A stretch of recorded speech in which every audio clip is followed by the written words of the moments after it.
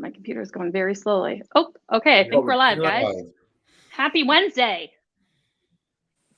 Happy Wednesday, boys. Happy Wednesday. I thought you were talking to our audience. Happy Wednesday to our audience and Robin and Adam. How you guys doing? Good. Welcome to the Saratoga podcast. We have lots to talk about. Once again, we have lots to talk about. I swear, Saratoga Springs never disappoints in terms of dramatic controversy, debate, discussion. And as per usual, we have a pretty packed lineup today. This is supposed to be the slow season, 10 days before Christmas, right? You're telling me, and man, let me just say, I don't know if I'm a glutton for punishment or what, but for the second week in a row, we sat through a very lengthy meeting last night. Although this time it was the Board of Education that was meeting at Caroline Street Elementary School to talk about a lot of things, but primarily the subject of SROs, and which are school resource officers, for those who don't know, which are uniformed police officers, either from the sheriff's department or the city police department, who are in our schools to serve as obviously safety, but also work to identify issues in kids and connect them with behavioral help or services that they might need, to identify problems before they bubble up. Dan, maybe you can describe their role better, because they really do provide a very comprehensive service for the school. I'll start off by describing what 90% of their role or 95% of the role is not. And it's not to be the cop on the beat or the security guard inside the building. Obviously, that has a role. They're police officers, and that has an important role. But that people think that's their only role, and that's just incorrect. And you started describing it better. It's part cop, it's part social worker, it's part connection, a positive connection with students. And yes, some of it has a traditional law enforcement. If kids are planning on storming the building with guns, it's a SRO's job, along with the school administration, to sort of find this stuff out ahead of time. If kids are selling drugs and things like that, the traditional law enforcement things. But it's so multifaceted. And it's somewhat new. 30 years ago, it was all about DARE. Well, we're past DARE, but there's still elements of education there. Some of them teach classes and so forth. So it's multifaceted. Yeah, absolutely. I know that the circumstantial things that I've heard about have been, there's been an issue with a kid who's been bullied, and the SRO for the high school, which in this case is Officer Glenn Barrett, he knows, what's going on. They bring him into the conversation, and he's able to help kind of identify, who the players were, and really kind of make sense of the situation so they can resolve it successfully. But they also do things like my friend Charlie Samuels, who's working on upgrading the skate park, is pairing up with Officer Barrett to talk to high school kids about the skate park and like how to treat the skate park and how to keep it, looking good and really respecting all the new upgrades. So they really do a whole host of different things. But there has been a controversy over SROs for a couple of years now, because they do carry firearms on them. And the topic of having armed security, in this case SROs, in schools, has created a tremendous amount of controversy in Saratoga Springs. It's really divided the community over the last couple of years. And this is the first time it's come up at the school board in any kind of meaningful way. By which I mean, just for background, it's a little bit confusing. We send one of our city police officers into the high school as an SRO. The sheriff's department also provides someone, but we are not in charge of determining if the school needs more SROs. That's a decision that the school board makes. So we can't say like, you know what, we would like to have 4 of our police officers in the middle school, high school, and elementary schools as SROs. Here you go, school district. That's not our decision to make. That is entirely up to the school board. So up until now, we've had 2 SROs for the last couple of years. And that has been per the recommendation of an insurance company that the school district relies on to do a safety assessment of the district and then make a recommendation on, various safety protocols as well as SROs. So for the last couple of years, they have recommended 2 SROs. That's what we've had. But we know that the school board, the members of the school board, have been very divided on this issue. So I know I'm really battling here. The insurance company, actually, and this all started with the insurance company came in, did another review, and now has recommended at least 2 additional SROs. So these are the safety experts come in, look at our district, it's a very unique district and just how far it's spread out. How far it is from Greenfield to the Geyser Road, or so Caroline Street, and it's a very big district. It's a very big, right, geographically, it's a very big and unique district, meaning that SROs, and a lot of this comes down to our greatest fear as parents of a shooting or an intruder, an active shooter event, right? So actually, no, but I want to pick up on that after. But keep going. That's kind of like what people think of first. Well, for me, it's kind of Maslow's hierarchy of needs, right? If you're not, what other needs doesn't matter if you're being shot at, right? So for me, this is this everything else for me is gravy. But for me, the idea of the only way to stop an act, not the only way, but you need to meet a threat with equal or greater force level. And with nobody there, if there was an active shooter with nobody there with a gun to shoot back, you essentially have Uvalde. You have where I understand the police didn't go into the classroom, but if they would have stopped it a lot earlier. And it's just about response time and having somebody there who's able to meet these threats. Now, this is like actually where the controversy really kicks up, in my opinion, because just as like an opposing view, I would like to have SROs in our elementary schools, because on a day-to-day basis, the things I worry about are perhaps a parent who's in a custodial situation and decides to grab a kid at pickup and run off with him. A pedophile walking down the street who manages to, sidle up to one of the elementary school kids and lure them away from the playground. It's kind of these more kind of not like smaller incidents, but not the big school shooting. Like that is not what comes to mind when I'm dropping my kids off at school every day. It's these smaller situations that I would like to have a police officer there to prevent, spot, and be able to react to in a timely manner. And the topic of whether or not police officer with a gun is the most effective way to end a school shooting if it's happening is very much up for debate, just because we've seen, in some cases that's been effective, in many other cases that has not been effective. I disagree, because in every one of these cases, except for suicide, ultimately it is stopped by a police officer with a gun. Right now, sometimes SROs don't react. But ultimately, these incidents are stopped with a good guy with a gun, and that's what's that? I don't know that there's data to support that, honestly. How did Uvalde end? Uvalde ended. How did Uvalde end? After like an hour of all the police officers standing around? Yeah, but with a breach though, with police ultimately entering the facility. So it's not a question of how it ends; it's a question of when. And that's why a armed police officer, the reaction time, again, it's not a silver bullet. In situations where you have active shootings, there's no silver bullet. He missed his pun. I know. Yeah. If I can jump in here, I'm waiting to jump in, and I see where Adam's going, and I get it. There's a clear divide amongst whether it's school boards, parents, the general public on, it's largely the liberal side, and they may think I'm describing it incorrectly, but this is my view of it. So let me, qualify it, that the left doesn't want more guns in school, even if it's on the hip of a police officer.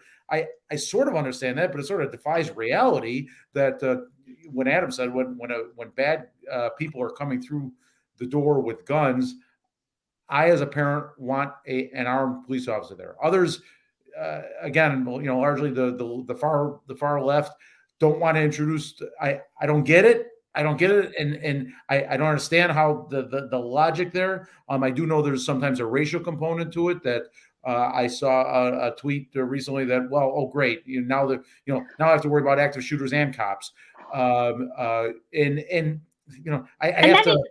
have to acknowledge that. There are legitimate. I'm a suburban kid that always looked up to cops and was a cop. So there are legitimate school districts, inner city school districts, where there are truly prison pipelines that are created through police officers in the schools. But that has no bearing on the Saratoga Springs City School District. And I think what's been frustrating about this debate in general is that people are bringing in a lot of data from other parts of the country that really have no bearing on the uniqueness of our community and our school district. And so that to me is frustrating. But at the end of the day, what's been so challenging about talking about this is that people on either side have really weaponized it into, if you're not supporting SROs in schools, you don't care about the safety of kids in school.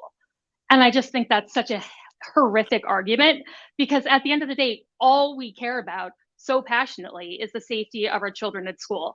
And while people have different approaches to getting that, to doing that, we all ultimately have the same goal. Again, Robin, I disagree. I think you saw at this meeting last night, you saw, I would say 75% of the group was pro SRO.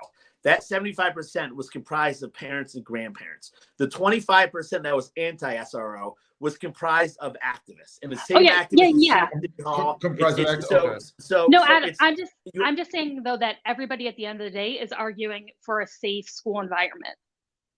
And some people argue that needs to be done. But I think the activists are arguing a political point, and the pro SRO are just arguing reality. And Dan, to say what you said earlier, they're now saying, and this is the only little bit of weight I would give to the anti-SRO argument, is they're saying that, well, there's school districts have limited resources, and those limited resources should go to mental health counselors. So this is such bullshit. I'm sorry, I'm interrupting again. They're acting as if we have one little pot of money and it's either going to go for an SRO or for mental health. And that's just not the case. This is not the same budget line. So it's not like a one or another situation.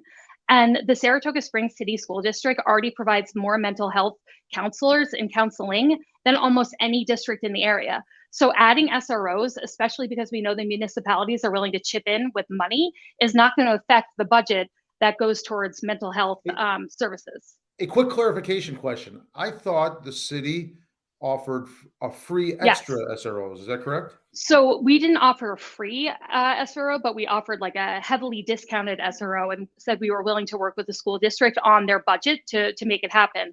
The county offered a free SRO from the sheriff's department, I believe. And this is going back to the budget, and this is an issue I had with the board president, Tony Crackler, and the old president, Angie Amica. They tried to make this like, and they tried to say, well, this should be done. This should not be done outside the budget. And whoever does the budget for the school district said, well, this is a percentage of the school budget. And they said, well, and they compared it to, well, a comp sci teacher, an English teacher, but we're talking our kids' safety. And I got up for public comment, and I commented that if you're going to talk about our kids' safety, and you're talking about a percentage in the budget, then by all means, don't use the budget as a reason to delay this any longer. Well, let me just say to speak to that issue, our school board is pretty much split in half, and the school board members who are currently serving have been serving for the last couple of years. So we've had the same group there, and we know that half of them are vehemently against SROs and the other half are vehemently in favor of SROs. So they've been pushing this discussion down the road by saying we have to wait for the insurance person to make their recommendations. We can't talk about it until we get those recommendations. So we waited and we waited and we waited, and finally the recommendations were ready. And now suddenly the problem is, well, this didn't sync up with the budget season. Why are we doing it outside of the budget? Well, you're doing it outside of the budget because you're waiting on the recommendations from the insurance company. So it's, again, just a way to just keep the hamster wheel rolling, and try to kick the can down the road and not have to make an actual decision. Because the people who are anti-SROs have always referred to the insurance company's recommendation as to why we should keep the number of SROs we have. Now suddenly they're confronted with a recommendation that calls for 2 additional SROs, and they're fighting like hell against it, which is just incredibly hypocritical and isn't reflective, I think, of the community's wants and needs, but more so of their own political opinions or personal opinions. But they keep getting reelected. The same ones that go against the community's wishes seem to find a way to get reelected. And I think that's because they're so engaged and the parents are so engaged with the kids. The election results transcend the community's wishes. Well, it's also largely due to who the teachers union endorses. I think there's only been one instance. Erica Borman was elected, and she did not have the teachers union endorsement. But that really drives the school board election results, as far as I can tell. Real quick, guys, I want to take a couple minutes right now. I just want to read. There was a lady who gave up and gave a pro SRO comment, a public comment, and I thought it was so well done. She was a female. I think she's of Latin descent. And I just want to read this real quick, guys. She says, a quick clarification, Adam. I'm sorry to interrupt you. Is this archived online? I know you attended and Robin watched this. This it's on YouTube. Is online, but I'm gonna give you the 2-minute synopsis of the best pro SRO argument I heard. Okay. It's a young mother named Camilla Frias, and she says, "I'm here today in support of adding more SROs to this district. This morning, I stopped to the school to drop off something my daughter had forgot, and I noted there was an officer out front. As we walked past, my father got excited and said, 'Cop car.' She loves cops and hopefully always will. My kids are not being raised to respect those who put their life on the line for the life of the public, not to mistrust them. Having an SRO in our school is more than a safety. It's also about fostering important relationships with police that last a lifetime. We need to start appreciating these SROs and what they could be. They are mentors. They are confidants. Let me serve as a positive role model to a risk student who may not have one or have one at home. I know this to be true because I was an at-risk minority youth who was grateful for the SRO in my school district. They looked out for me and kept me in line and helped me save me from myself. As a minority, I do not believe that our officers are racist. As a youth offender, they never treated me with disrespect. And as an adult, I know that my actions cause my interactions with the SROs in the school. These officers are not only trained to work with our kids, but will put their lives on the line for them as well. My family and I support SROs. Please stand with us and follow the recommendations. If you do not, that tells me you're an anti-police activist whose political ideology is more important than our kids' safety." So I just saw that summed it up great. And you know what, Adam, to that point, a couple school board meetings ago, they actually had the SROs come in and present to the board and talk about what they do. And it was so compelling to hear it from them because one of the issues they addressed were they know there's kids who are uncomfortable around law enforcement in general. And they talked about the ways in which they try to connect with those kids and try to start building a relationship. And it was things as simple as one of the SROs was saying that he carries like a little Nerf football when he's walking down the hallway. And when he sees students that he knows feel uncomfortable in the presence of law enforcement, he kind of tosses the football to them and they like toss it back. And they just have like this little moment of connection. And it's like these little things to just start kind of breaking down those barriers. And also it's worth mentioning that prior to Officer Barrett being the SRO for our high school, Officer Lloyd Davis was the SRO in our high school for years and years, and he is a person of color. And so I think the race argument, not argument, but the issue of race is certainly always something we want to be aware of and talking about. But per Superintendent Mike Patton, there has never been any issues that have pertained to race when it comes to how the SROs have engaged with the student population. Yeah, you could see Dr. Patton there at this meeting. You could just tell he's pro SRO.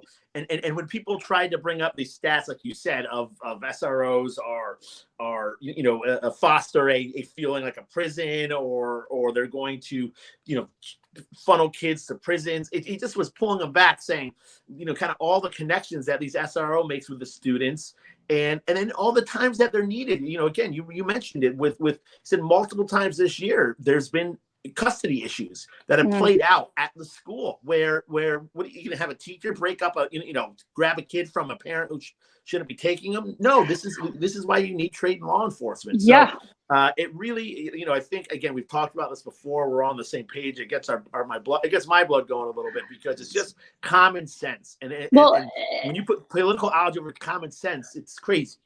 I also just have to say the district they were saying we are like really the leaders in school safety in terms of, we have a team called the DIRT team, which is the District Emergency Response Team. I served on that team for a little bit. And basically all the ways in which our school district has been addressing school safety through DIRT, through infrastructure upgrades, through the drills that they do with the kids. I mean, we are really at the forefront of school safety and doing everything we can, from the entrances and exits to the locks, to the windows, to how a student might report another student who they suspect might be, getting violent or is, threatening a kid or threatening to bring a gun into school. I mean, we are really for lack of a better term, firing on all cylinders in terms of safety right now. But what kills me is that we don't have any SRO or law enforcement presence in any of our elementary schools.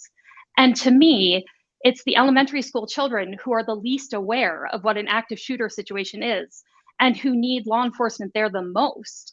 And so it really upsets me that we don't have that in place.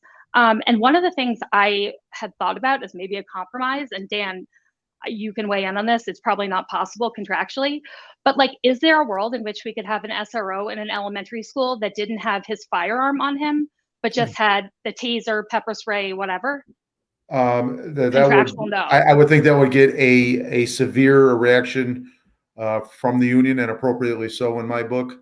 And then it takes away some of the key effectiveness. I said it's a small part of their duties, but arguably, logically, the most important one is to protect the students from a killer. Well, and I just thought take that away.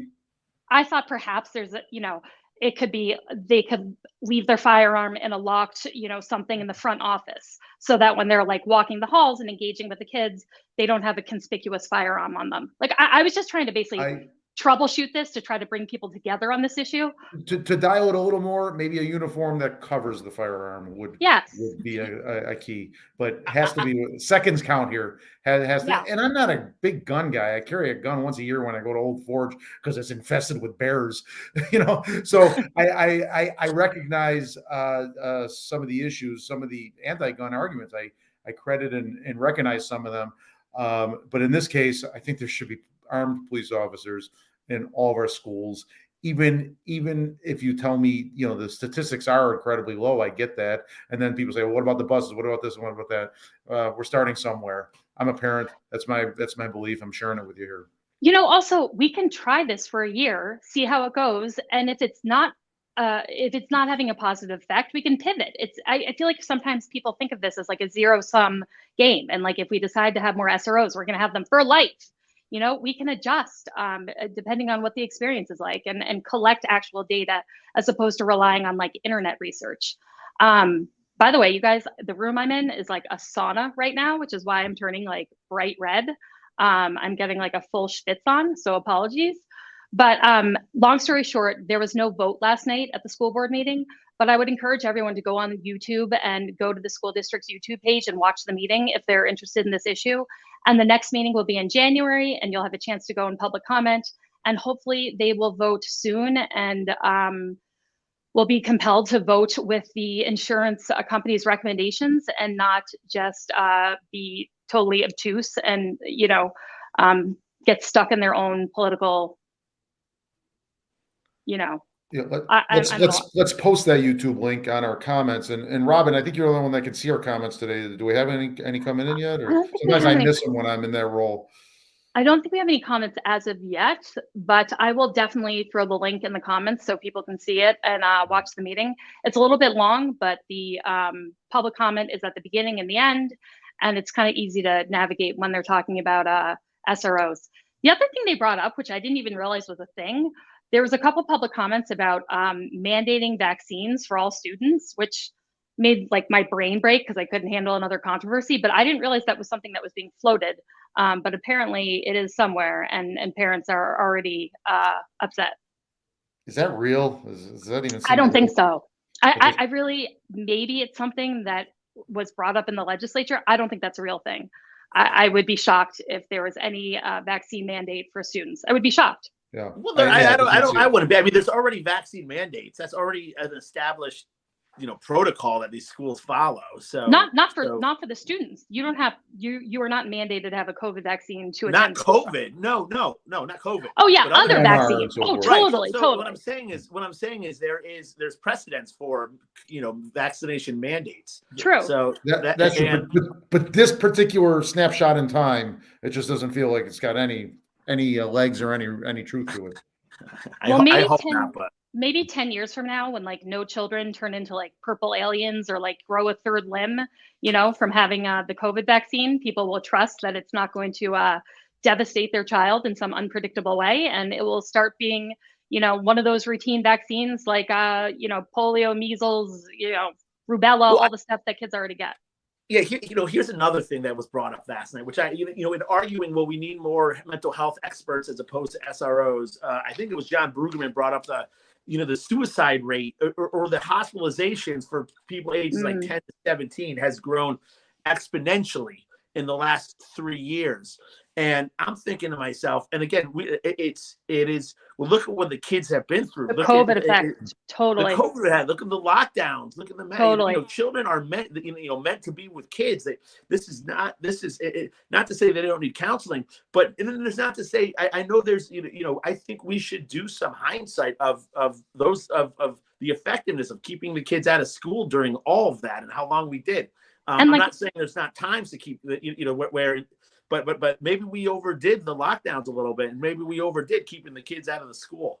To me, the most disturbing thing was like at the end of every day, it was like, you have to take all your stuff home, take everything home, because we don't know what's going to happen tomorrow. We don't know if there's going to be school, not school. And it was this kind of, this kind of unknown factor that every day you didn't know what was going to happen the next day. That I saw my little kids, it really disrupted their sense of security and routine, which little kids need so badly. But the mental health thing is really troubling, because I have no problem admitting that I was looking for like a talk therapist over the last couple months, because I just needed to talk through some of my like Robin Dalton issues. It has been a nightmare trying to find a psychologist or therapist that is taking new clients. Just in general, it's been a nightmare. God forbid they also take your insurance. I have not been able to find anybody, and I have like the means, the resources, the know-how. And for 3 months, I can't find a provider. And to me, it is just really put into perspective what a bad situation we're in with our kids and adults in terms of mental health and getting access to mental health help. I mean, truly, you guys, 3 months, and I can't find a therapist anywhere. It's crazy. So I think it's really something we all need to be concerned about. And at the end of the day, a school psychologist is great for identifying issues and transitioning, a kid and connecting them with ongoing therapy, but they're not going to be the primary, mental health counselor to really treat the child. They have to treat all the students. So that's not the solution. It's just a way to identify and connect a kid with the help that they need elsewhere. But again, we do provide, our district has the most mental health support of like all of the surrounding school districts, which is something I think we should be proud of, but also it's still not the answer. Yeah, we very well stated. Hey, we're closing in on 30 minutes here. So real quick, I just wanted to quickly talk about the aftermath of the November 20th shootout briefly, if we can, because an article came out yesterday saying that one of the women who was grazed by a bullet in that Broadway shootout in the early morning of November 20th is suing the city, our city council, and the police department. And one of the things that was cited in this article was a quote from Jim Montanino in the press conference that he gave, just hours after that shooting had happened, where he said the Saratoga Springs Police Department reacted perfectly. And it was really interesting because to me, I, of course, saw the video and was like, wow, our police department responded perfectly. But I'm a civilian. I don't know what perfect looks like in law enforcement. And it was a really chaotic scene. And so as a public official to come out and say that they responded perfectly literally tease up this litigation where this woman is saying she was grazed by a stray bullet and the response was not perfect. And it just, again, reminded me how irresponsible it was for them to have that press conference. The chief of police should have been having that press conference, and he would have been able to speak to the police department's response without setting up a situation that would prompt litigation.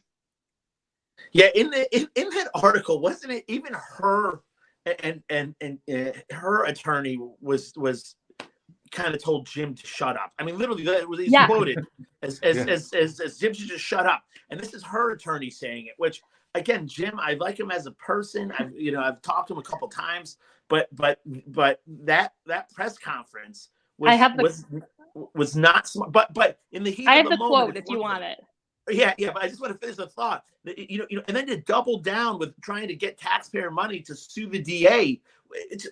But yeah, what was the quote? So the quote is, Coffey also chastised City Public Safety Commissioner James Montanino and praised Saratoga County District Attorney Karen Hagan for, quote, telling them to shut up after Montanino had said the police officers did everything right. Quote, how do you possibly shoot an innocent bystander and say you did everything right, Coffey said. Montanino had said Saratoga Springs police officers fired their weapons at least 11 times, and then it goes on. It's let me at least acknowledge here that Jim Montanino, he didn't do it well. I think he was trying to back the police officers in that area. But again, that press conference, the way it handled, like you said, it shouldn't have been called. Should have been those two up there. It should have been so limited in scope, and they were just so wide. They hit on a lot on that. But I think Jim's intentions, it was well noble there. The intentions, but then to double down was just even that for me was like, all right, that's stupid, right? The press conference in hindsight wasn't the greatest thing, but to double down to fight the DA, ridiculous. That I agree with, yeah. And I went to the last city council meeting because I also wanted to bring to Commissioner Montanino's attention that the Saratoga Springs Police Department policy states that the chief of police is ultimately the person who is responsible for disseminating information to the media, especially when there's an ongoing investigation. That authority lies with the chief of police. So Jim Montanino violated his own department's policies in how he did that press conference. And for me personally, I feel like if he can't abide by the policies of his own department, he should not be in that position. He is not suited for that office. He should not be in that office if he can't follow his own department's rules. The take I get from Jim Montanino is he just is absolutely convinced he is always the smartest person in the room. Correct. And that may be unfair, but that is my take in observing him. Because of his lengthy legal experience arbitrating divorces. I don't know every corner of his legal career, but I guess I know. I do. Okay. All right. Moving on. Yeah. So we have my event event coming up tomorrow. We have Abby with us. Yes, we do have Abby with us. Hold on one second. Hopefully with audio this time. Abby, can you hear us? And can we hear you? Can you hear me this time? Yay! Abby is the editor-in-chief and really just boss of everything at Saratoga Living Magazine. And we love having her on the podcast. And she's here to talk about your new holiday edition that just came out, as well as a very exciting event happening tomorrow and some singles events that are really exciting. So lots to dive into. Yes. Well, this issue, has two of the three of you in it, as I think you've discussed before. Abby, where's my feature? I'm feeling a little left out over here. I know, it's funny how that worked out, but Robin will definitely do something in the new year for sure. I don't know what you guys have talked about, but let's talk about tomorrow first. We're so excited. It's our 4th annual Gives Back event. It's actually a whole program that's 2 months long. First, we find 10 honorees, 5 from Saratoga and 5 from the greater capital region. And it's just anyone that we've heard about that did especially amazing things throughout the year in order to give back to our community. Our motto, our mission at the magazine is to celebrate the community. That's all a local magazine does. And for 2 months, we get to celebrate 10 people in that community that do just amazing things. And so we interview them. They're in the print issue of the magazine that's out now. And then tomorrow night is our big party, and they will all be honored at this event. Adam is one of our 10 honorees.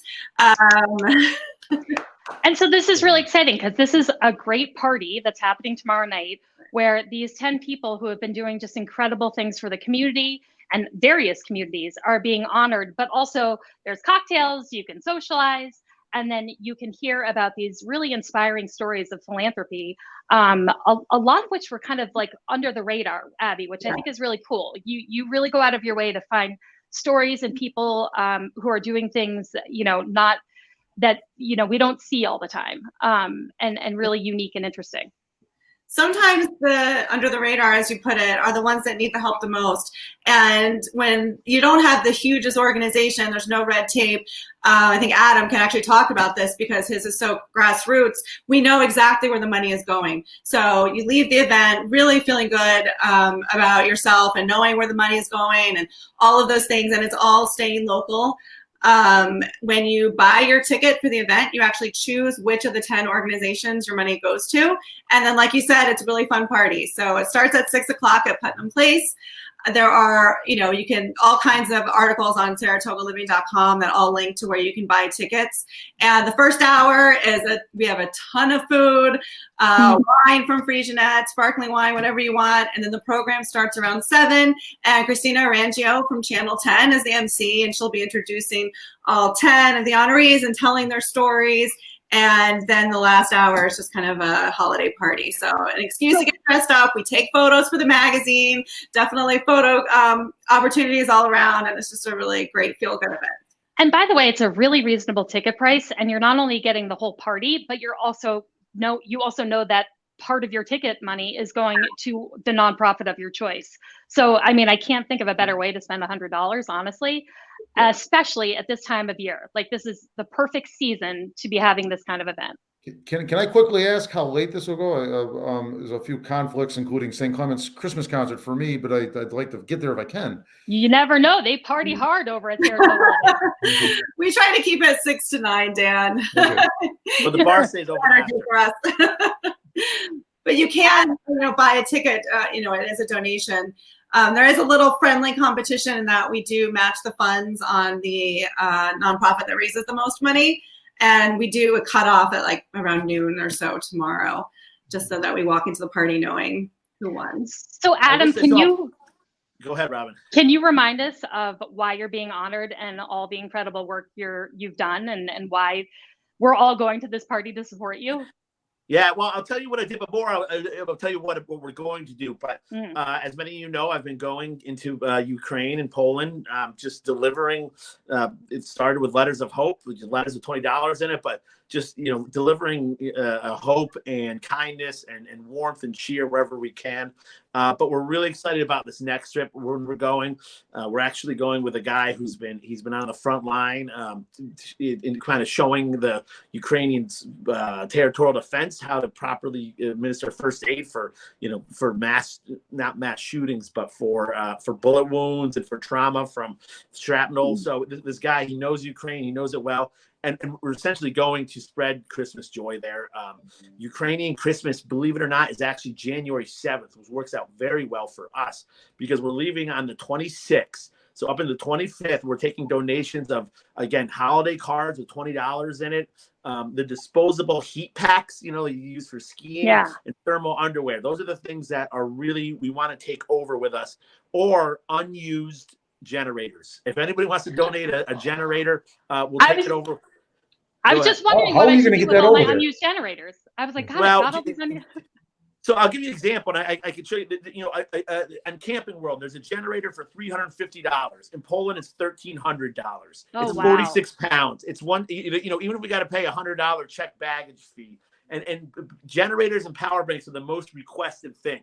But after that, and so our space going over is very limited. That's why we're kind of asking for donations that are very, effective but light. So those disposable heat pads, the thermal underwear, or money. That's easy to take over. All the other things we can get there, except for the generators and the battery packs. And we're just going to do our best sourcing them from different countries in Europe, trying to get them as cheap as possible. But we're going to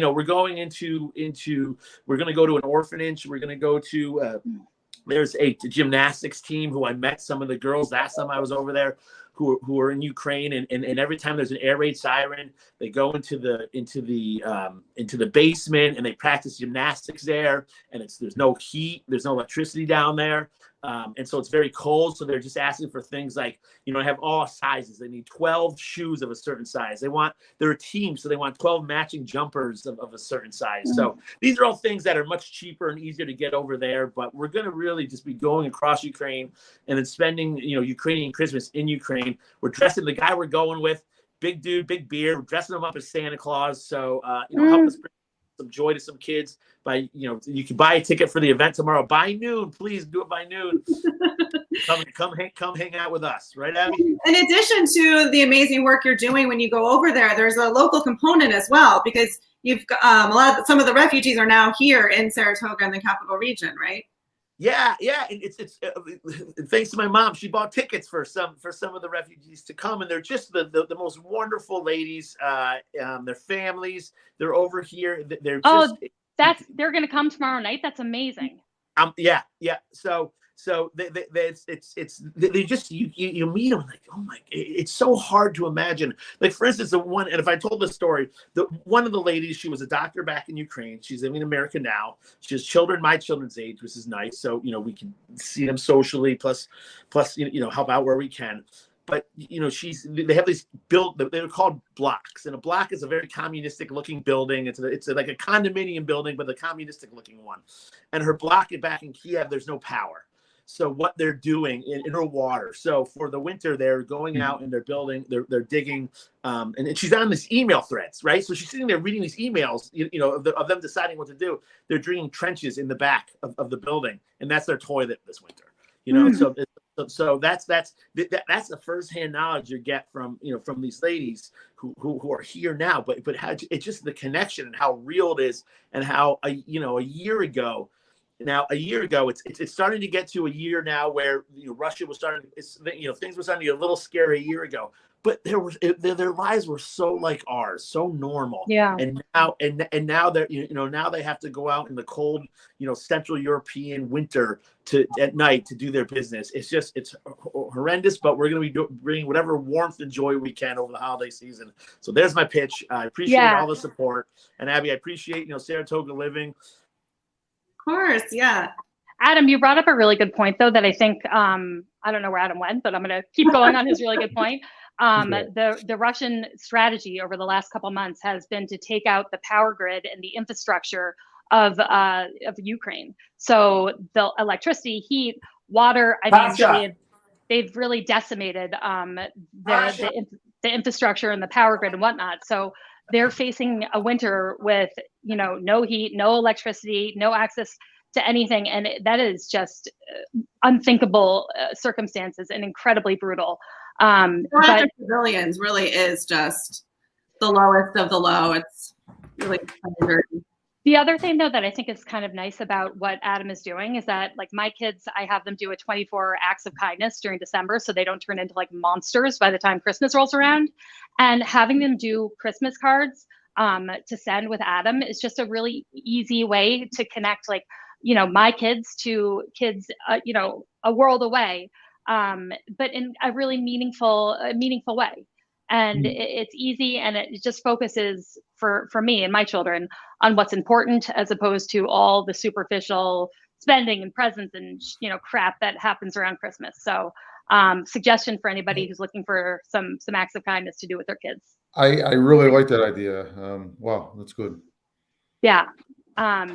Because honestly, I don't know if you experience this, Dan, but in school they have like 85 holiday parties. There's breakfast with Santa on the weekends. There's gingerbread house making parties. I mean, by the time we get to December 25th, they're practically ruined. They're so spoiled. And so it was really important to me to kind of like refocus on giving back and doing some good in the community. And there's so many things out there that you can do with kids, like the YMCA has a Lego club and they're looking for extra Legos. So like my kids are, gathering up with extra Legos at home, and we're going to drop them off the Y. So anyway, if anyone's sorry for running, guys. We have my snowblower was down, and so with the storm coming, the guy was just here to fix it. So I was assuming you were getting generators dropped off. Yeah, exactly. Nothing is noble. Just making sure that the snowblower is up for this storm Friday. Wait, are we getting snow on Friday? Oh, big time. Yep. Yeah. Oh, good. There's some belief the schools may be closed. Oh. Oh, brother, I am not made for snow and ice.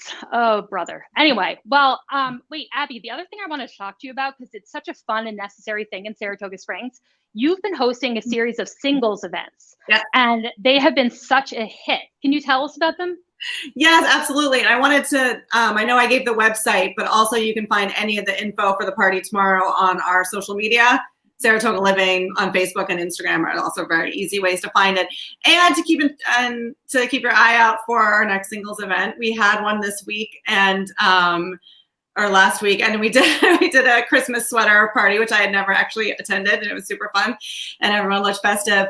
Coming out of COVID, I would even see on the Facebook group, that Adam runs, What's Going On Saratoga, that people didn't know how to meet other people.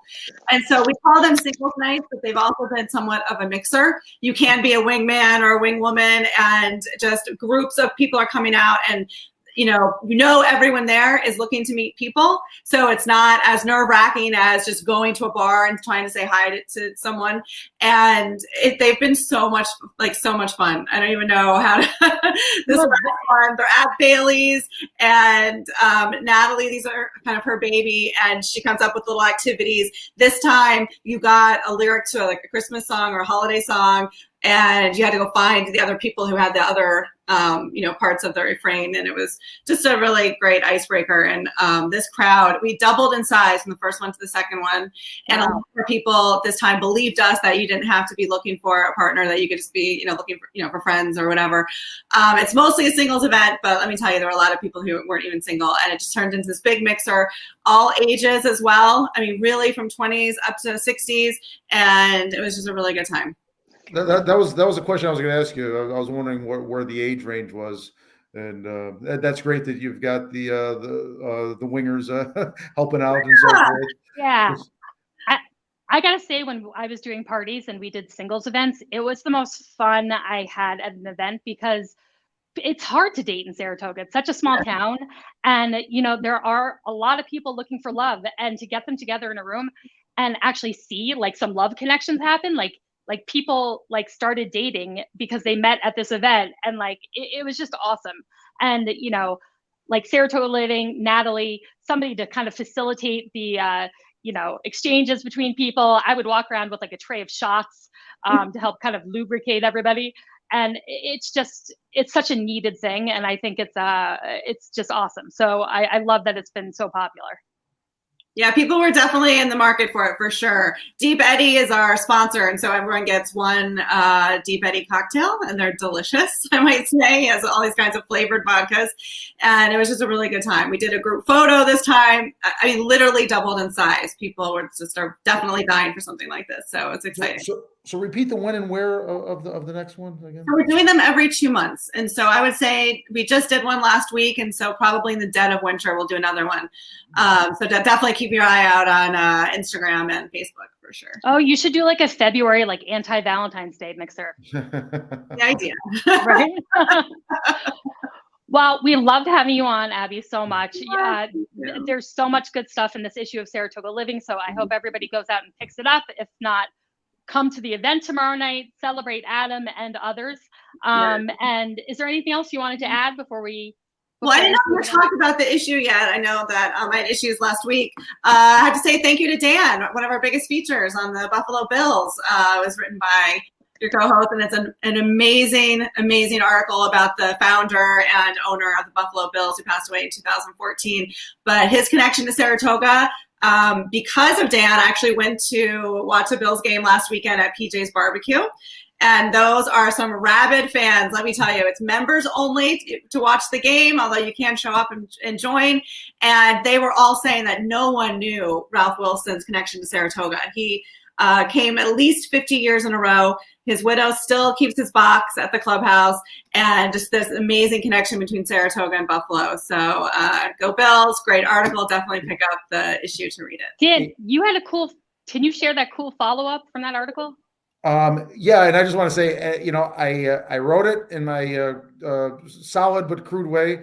A certain editor named Abby on your screen really polished it up, made it beautiful, and I don't hang on a split second. Hang on, I have it right here. I think. Dead air. It's rare that I have something at my disposal that I need at the moment, but just yesterday in the mail from Mary Wilson, Ralph Wilson's wife. She wrote the most beautiful. Who writes a handwritten note these days, right? On stationery. She wrote the most beautiful saying, thank you regarding the article. And again, I texted Abby. I said, Abby, this is at least half you. It was so touching and so nice to do it. But yeah, the Buffalo Bills were conceived here in the Spa City, and don't you forget it. It's not as weighty as the things we're talking about that Adam's doing with overseas, but it's a source of pride to me in Saratoga Springs that we have that key connection. Wait, Dan, Yeah, does that mean that letter. does that mean that we get to be in the Bills Mafia officially? Yeah, I don't know the cost, but she mentioned PJ's Barbecue. That is just a $25 season long admission fee. Get you through the playoffs and everything. If you care to do it, it's a fun crowd. You get there a few minutes early. You can usually get a seat. They got the kitchen's open and so forth. It's just great if you are a Bills fan or think you might be a Bills fan. It's fun to watch a game there. Wait, does PJ's Barbecue just close? I mean, is it only for this Bills thing, or are they open too? No, they have one part of it, the bar area that's kind of roped off. Bills thing. The rest of it, assuming it's normal business hours, is open. But there's been so many night games that they sometimes surpass the normal business hours. Yeah. And we should, I love that family. I love that has been a staple. But it's really what, BBQSA now? Yeah, PJ's BBQSA, I believe. I think did they totally drop the PJs? But they did not totally drop it. It's still in there. They did not totally. All right. No. But that was that's another thing that makes Saratoga great. That's I went to one of their drive-ins and the gentleman who owns, I blank on his name now, but he was like DJing songs from the 50s and 60s. It was just a neat experience. They did an awesome renovation too. Like when they renovated a couple of years ago. I mean, it looks spectacular. Yes, yeah, they and their food was always decent to me, but it's improved even more. I mean, the barbecue and the Bills, like what more can you ask for, right? It was a great. They got beef on a wick there, Dan. They do. They used to have it. Yes, they do. He calls it something different, but it's essentially a beef on a wick. He's got a couple. He's got the garbage plate from Rochester. He's got a lot of Western New York tributes there on his menu. For people who don't know what beef on weck is, I've been to a Bills game before. I've only gotten a Buffalo. It's just a delicious roast beef sandwich, right, Dan? That's really big. On a weck roll, a Kimmel roll with caraway seeds and giant kosher salt. Oh man, I'm gonna get barbecue. I'm freaking hungry right now. I know. Well, that is awesome. Who was on the cover, Abby, by the way, of this issue? Yeah, Erica from Saratoga Grazing Company. Oh, her amazing cheese boards and veggie boards. She's over 100,000 followers on Instagram now. People are watching her create these boards. It's pretty mesmerizing. You might not think so, but it is. So for people who don't know, she basically does like charcuterie and cheese boards, but they're beautiful and creative, and it's like really like food porn. And so her Instagram page is a lot of fun. And she's a local girl, local family, and it's awesome seeing her have so much success with Saratoga Grazing Company. Yeah. And I mean, I'm an excellent grazer, so I'm delighted to have her. That's right. Same. Well, thank you so much, Abby. Oh, thanks, guys. I really appreciate it. I can't wait to see you tomorrow night. What are we wearing? Sparkle. It's a holiday party. Yeah, my wife. What are we wearing? I don't know. I know what I'm wearing. I don't know. She's been after me about what I'm wearing. So we actually sent her, Abby, the pictures you sent me for last year, so she knows. Oh, perfect. Now everyone's. Dan already has his outfit picked out. I'll figure mine out tomorrow. Something tells me I'll be in black on black. Something tells me. Or maybe I'll dress in as a Ukrainian flag. I'll like literally do a yellow and blue. You can throw that together in 24 hours. God bless you. Oh, I can do anything. I'm rocking out this week. I can do anything in 24 hours. Love it. Well, thank you, Abby, so much. We can't wait to see you tomorrow night. And everybody pick up the new issue of Saratoga Living Magazine. Thank you. Bye, Faith. Thank you. Oh, where is my little mouse here? Get out of here. Guys, I lost my mouse. Someone else might have to take Abby out. Oh, there she is. Sorry. Well, guys, I think we're on to cheers and jeers. We've talked about a lot today already. Yeah, we did. Yeah. Somehow I've lost control of my mouse, so I can't do our little cheers and jeers animation. But what do you guys got? Adam, Dan, cheer, jeer? I'll start with my cheer. It goes to one of Saratoga's SROs, Officer Barrett. I just the more I a month ago, I don't know if I would have recognized his name, but the more the SROs are in the conversation, the more he's used as the reason why SROs are needed. And I on my Facebook group, I shared a picture of him with some kids at Crossgates Mall, and the comments that came in, just the people and the fond not memories but feelings I had towards Officer Barrett. I just don't know the guy, but it's great to hear so many good things about somebody who's filling a position that we've talked about that we think we need. My jeers go to again. Wait, Adam, really quick? Yeah. Can I just say one thing about Officer Barrett? So Absolutely. I've known Officer Barrett like forever because he used to walk Broadway as his beat, and so he's one of those police officers that really goes out of his way to connect with the community and the people he's policing. But he also is so passionate about working in the schools, and you get special training to be an SRO, and it's just really amazing that we have people who this is not an assignment. This is something he wanted to do. He's so passionate about working with kids, and he really does a phenomenal job at it. And so we're really blessed to have him. So thank you to Officer Barrett for everything he does. Does he have a doppelganger? Because I swear he's everywhere. I would tell him all the time. I'm like, you are the face of the SSPD. I need your face, because he's just he just does a great job engaging in the community. But also I will say I've seen him on patrol on the mounted unit. He is like on the horses at night in the summer, and that is a totally different Officer Barrett. He's not playing when he's on that horse overnight. It's there's no smiles and hugs. It's all business, and very, very impressive. So Adam, sorry, we interrupt you. Keep going. No. Yeah, sorry, no Adam. problem. So my jeer goes to the two board members, Tony Crackler and Angie Amica, on our city school board, who are comparing what an SRO does and the need for SROs to an English teacher or a comp sci teacher as far as the budgetary process. It just shows how they don't take, this is our children's safety we're talking about. The most important thing us as adults and parents can do is ensure our children's safety. And believe me, my mother was a teacher for 40 years. This has nothing to do with English teachers or computer science teachers. But to say we could keep on kicking this down the road because we would if it was a new English teacher department. It just shows that how out of touch they are with the parents, the actual parents who have kids in the school district who want to drop their kids off, knowing that there's an additional line of safety there should something happen. So that's what I got for today.